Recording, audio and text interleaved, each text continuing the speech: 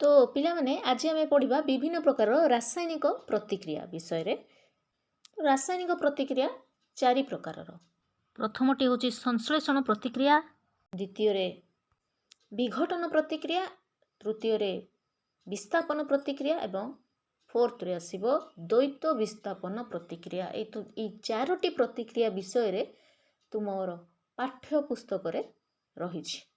तो आमे स्टार्ट करिबा। संश्लेषण प्रतिक्रिया कौन? संश्लेषण प्रतिक्रिया गोटे रासायनिक प्रतिक्रिया जो थिरे कि दुई बा अधिक प्रतिकारक संयुक्त होई एकमात्र उत्पाद उत्पन्न होइथाय। से प्रकार रासायनिक प्रतिक्रिया को आमे कहिबा संश्लेषण प्रतिक्रिया। संश्लेषण माने कौन? मिसिकी संयुक्त होइकी केवल गोटे मात्र प्रतिकारक उत्पन्न होइथाय। तो से समय आमे कहिबा जे से प्रतिक्रियाटी होची संश्लेषण प्रतिक्रिया। जेपरि तमे बुझिया पय गोटे उदाहरण दउची। ए बी सी तीनोटी प्रतिकारक। ए तीनोटी पदार्थ मध्य रे रासायनिक प्रतिक्रियाटी संगठित हैला एवं रासायनिक प्रतिक्रिया संगठित हैला परे केवल गोटे मात्र उत्पाद जदि आमे कहिबा डी उत्पन्न हेछि तेबे आमे से प्रकार प्रतिक्रिया को आमे कहिबा संश्लेषण प्रतिक्रिया। तो एठी देखो एठारे तीनोटी प्रतिकारक संयुक्त होइछि। बाहरी उत्पादक केतोटी बाहरिछि? गोटे मात्र उत्पाद बाहरिछि। बुझिपाल ना? सेमती तुम पाई काम रे तुम बही रे अच्छी देख अल्प परिमाणर कैल्शियम ऑक्साइड किंबा कली चून निया जाइछि तापरे सेथिरे जल मिसाइछि। तो कैल्शियम ऑक्साइड जल सहित तीव्र प्रतिक्रिया करी सेथिरु प्रचुर परिमाणर ताप उत्पन्न हेबा संगे संगे तुमर कैल्शियम हाइड्रोक्साइड उत्पन्न होउछि जहाकू आमे समित चून भी कहि थाउ। तो यह आमे रासायनिक समीकरण लिखिबा CaO माने कैल्शियम ऑक्साइड प्लस जल H2O give rise to calcium hydroxide CaOH whole 2। तो एठार लक्ष्य कर दुईटी प्रतिकारक अछि। दुईटी प्रतिकारक मध्य रासायनिक प्रतिक्रियाटी संगठित होइछि एवं केवल एकमात्र उत्पाद उत्पन्न होइछि जार ना होउछि कैल्शियम हाइड्रोक्साइड। बुझिपाल? तो यही प्रकार प्रतिक्रिया को दुई किंबा अधिक प्रतिकारक जेतले संयुक्त होई केवल एकमात्र उत्पाद उत्पन्न होइथाय से प्रकार रासायनिक प्रतिक्रिया को आमे कहिबा संश्लेषण प्रतिक्रिया। आउ किछि उदाहरण नबा संश्लेषण प्रतिक्रिया रो। जेमती कोयलार दहन कार्बन प्लस ऑक्सीजन कौन उत्पन्न करिवो? Carbon dioxide. एठी दुईटी प्रतिकारक संयुक्त होइकी एकमात्र उत्पाद उत्पन्न होइछि। से भली जल अणुर सृष्टि H2 प्लस O2 कौन उत्पन्न होला? जल H2O। तो एठी मध्य दुईटी प्रतिकारक संयुक्त होइकी एकमात्र उत्पाद सृष्टि होइछि। तेणु ए प्रकार प्रतिक्रिया को कौन कहबा आमे? संश्लेषण प्रतिक्रिया। तो पिला माने मने रखिबो ए जो संश्लेषण प्रतिक्रिया समय रे उत्पाद उत्पन्न हेबा संगे संगे ताप निर्गत होइथाय। तुम बही रे जो तुम पई काम रे आमे करथिले कैल्शियम ऑक्साइड जेतले जल सहित प्रतिक्रिया हेइथिला कैल्शियम हाइड्रोक्साइड सृष्टि हेइथिला। तो एही समय रे तुम जेतले बीकर को स्पर्श करिवो तो तुमको गरम अनुभव हबो। ता माने एठुक आमे कौन जानले जे जेतेबेले गोटे रासायनिक प्रतिक्रिया संगठित होउची संश्लेषण प्रतिक्रिया टी चालू रहुची सेतेबेले उत्पाद उत्पन्न हेबा संगे संगे मध्य कौन सृष्टि होइथाय? ताप निर्गत होइथाय जहा द्वारा कि तुमको से बिकर जेतेबेले तुमे स्पर्श कल तुमको गरम अनुभव हबो। तो जो प्रतिक्रिया रे उत्पाद उत्पन्न हेबा संगे संगे ताप निर्गत होइथाय ताहाको ताप उत्पादी बा ताप उत्पादन रासायनिक प्रतिक्रिया मध्य कुहा जायथाय। केते गुड़िए ताप उत्पादी प्रतिक्रिया गुड़िकर उदाहरण देखिबा। प्राकृतिक गैस रो दहन। प्राकृतिक गैस रो मुख्य उपादान मिथेन। मिथेन रो दहन हेबा फଳରେ माने अम्लजान सहित प्रतिक्रिया होला परे सेथिरु कार्बन डाइऑक्साइड प्लस जल उत्पन्न होइथाय।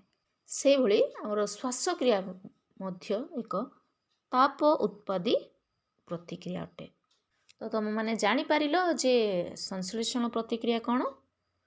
तो नेक्स्ट जीवा आमे विघटन प्रतिक्रिया। विघटन प्रतिक्रिया संश्लेषण प्रतिक्रिया रो विपरीत। संश्लेषण प्रतिक्रिया रे कौन होउथिला दुई बा अधिक प्रतिकारक संयुक्त होई कि केवल गोटे मात्र उत्पाद उत्पन्न होउथिला हाँ ना नहीं। किंतु विघटन रे कौन हुए गोटे मात्र प्रतिकारक विघटित होई बा भांगी दुई बा अधिक उत्पाद सृष्टि होई थाए। बुझी पारलो। तो देखो एठी आम संश्लेषण प्रतिक्रिया कौन करथिले ए प्लस बी कौन बाहरुला सी एकमात्र उत्पाद बाहरुला।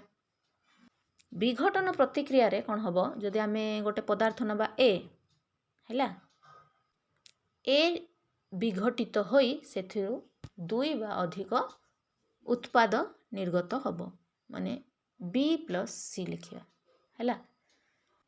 बुझिलो प्रति आम संश्लेषण प्रतिक्रिया रे कौन होतला ए प्लस बी दुईटी मिस दुई बा अधिक प्रतिकारक मिसी गोटे उत्पाद निर्गत होतला। विघटन प्रतिक्रिया रे गोटे प्रतिकारक विघटित होई गोटे रु बाहरिबो तमरो दुई बा अधिक उत्पाद। बुझि पारलो। तो तुम बही रे देखो किछि तुम पई काम अछि किछि परीक्षण करा जायछि। एक शुष्क नळी रे 2 ग्राम रो फेरस सल्फेट स्फटिक निया जायछि। फेरस सल्फेट रो रंग देख पिला माने एठी ग्रीन थाए। तापरे एहा को कोन करबा स्फुटन नळी रे रखी आमे बर्नर द्वारा एहा को गरम करिबा। तो देखिबो एहार वर्ण सबुजरु लोहित बादामी रंग हो जिवो। तो यही रासायनिक प्रतिक्रिया पय आमे समीकरण टी लिखिबा FeSO4 बा फेरस सल्फेट विघटित होई ferric oxide Fe2O3 plus sulphur dioxide SO2 plus sulphur trioxide SO3 उत्पन्न करिवो। देखो पिला माने गोटे प्रतिकार करू आमे पाइले तीनोटी उत्पाद। तो एही भली प्रतिक्रिया को आमे कहिबा विघटन प्रतिक्रिया। सेही भली आउ गोटे एग्जांपल देखिबा कैल्शियम कार्बोनेट रो विघटन। कैल्शियम कार्बोनेट विघटित होई कैल्शियम ऑक्साइड एवं कार्बन डाइऑक्साइड रे परिणत होई थाए। तापर उपस्थिति रे तापर प्रयोग हेतु कैल्शियम कार्बोनेट विघटित होई कैल्शियम ऑक्साइड एवं कार्बन डाइऑक्साइड रे परिणत होला। तो एठी ताप प्रयोग द्वारा ए घटुथिबा विघटन प्रतिक्रिया को आमे तापीय विघटन कहि थाउ। मने रखिबो ताप प्रयोग हेबा द्वारा आमे या पूर्वरु जो तुम पई काम रे करिथिले फेरस सल्फेट रो विघटन तो सेथिरे भी तापर आवश्यकता पड़िथिला। पुणी कैल्शियम कार्बोनेट को विघटन करिवा पई ताप आवश्यक। तो एपरि प्रतिक्रिया को आमे कहिबा तापीय विघटन प्रतिक्रिया ताप आवश्यक होइथिबारु आहाकु कुआ जाय तापीय विघटन। आउ एक एग्जांपल भी तम बही रे अछि। 2 ग्राम रो लेड नाइट्रेट चूर्ण को आमे स्फुटन नळी रे नै एहाकु उत्तप्त करिबा। लेड नाइट्रेट रो रंग होउची व्हाइट कलर रो। जेतले उत्तप्त करिबा गरम करिबा ताहले सेथिरु बादामी रंगर धूम निर्गत होई थाए। तो ये धूम को ये धूमटी होउची तमरो नाइट्रोजन डाइऑक्साइड। क्वेश्चन भी बेले बेले आसे जे लेड नाइट्रेट को उत्तप्त कले केउ रंगर धूम उत्सर्जन होई थाए लिखिबो नाइट्रोजन डाइऑक्साइड हला संकेत होउची NO2 एहार रंग बादामी कलर। तो यहाँ पे आमे रासायनिक समीकरण रे लिखिबा PbNO3 तापर उपस्थिति रे lead oxide plus nitrogen dioxide plus oxygen. यह मध्य एक विघटन प्रतिक्रिया गोटे प्रतिकारक विघटित होई एथिरे आमर 3टी उत्पाद निर्गत होला। यह एक विघटन प्रतिक्रिया मन रखिबो। आउ किछि विघटन प्रतिक्रियार एग्जांपल देखिबा। या पूर्व आम देखिले तापर प्रयोग द्वारा गोटे पदार्थटी कौन होउथला विघटन होउथला तार विघटित होई सेथिरु 2 बा अधिक प्रतिकारक उत्पाद निर्गत होउथिले। मन रखिबो पिला माने विघटन प्रतिक्रिया पाई किछि शक्ति आवश्यक होइथाय। से शक्ति ताप आकार रे आलोक आकार रे किंबा विद्युत शक्तिर प्रयोग द्वारा मध्य संपादित होइथाय। तो आमे जो पढ़िले से पूर्वरु यह तापर प्रयोग द्वारा तमर पदार्थटी विघटित होइथिला। से भली सूर्यालोकर उपस्थिति रे मध्य विघटन प्रतिक्रिया विघटन होइथाय गोटे पदार्थर। एमती गोटे उदाहरण नेबा सिल्भर क्लोराइड रो। सिल्भर क्लोराइड सूर्यालोकरे धला रंगरू धूसर रंगरे परिणत हो जाए। तो एपरि कहीं होइथाय जे सूर्यालोकर उपस्थिति रे सिल्भर क्लोराइड रो विघटन घटी सेथिरु सिल्भर और क्लोरीन उत्पन्न हेबा जोगु एई भली हेइथाय। ता पई आमे रासायनिक समीकरणटी लिखिदबा AgCl सूर्यालोकर उपस्थिति रे तमर सिल्भर एवं क्लोरीन गैस सृष्टि होइथाय। से भली सिल्भर ब्रोमाइड रो मध्य से समान प्रकार प्रतिक्रिया घटे।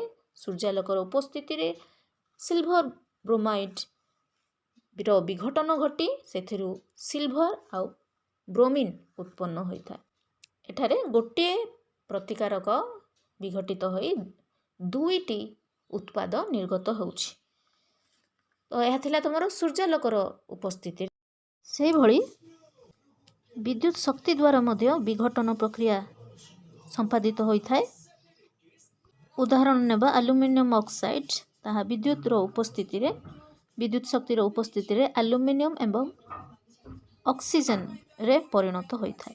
तो आमे कोन देखिले जे विघटन प्रतिक्रिया गुडिक प्रतिकारक गुडिकर विघटन पाई कोन दरकार ताप आलोक किंबा विद्युत शक्ति रो आवश्यक करिथांती। तो जे सब प्रतिक्रिया रे ताप शोषित होइथाय एठी आमे देखले तापर प्रयोग हेबा द्वारा ताप देबा पोरे ही ताप किंबा तुमर शक्ति प्रयोग करिबा द्वारा ही से पदार्थर विघटन हेउछि। तो जे सब प्रतिक्रिया रे शक्ति शोषित होइथाय सेही प्रतिक्रिया गुडी को आमे ताप शोषी बा तापग्राही रासायनिक प्रतिक्रिया कहि थाउ। तो आमे एथिरे देखिले आज देखिले 2 प्रकार रासायनिक प्रतिक्रिया। गोटे होची संश्लेषण प्रतिक्रिया आ गोटे विघटन प्रतिक्रिया। संश्लेषण प्रतिक्रिया मन रखिबो जे 2 बा ताठू अधिक प्रतिकारक संयुक्त होइकी केवल गोटे मात्र उत्पाद निर्गत होउथिबो। विघटन प्रतिक्रिया तार ओलोटा गोटे प्रतिकारकरू 2 बा अधिक उत्पाद उत्पन्न होउथिबो। हैला बुझी पालो।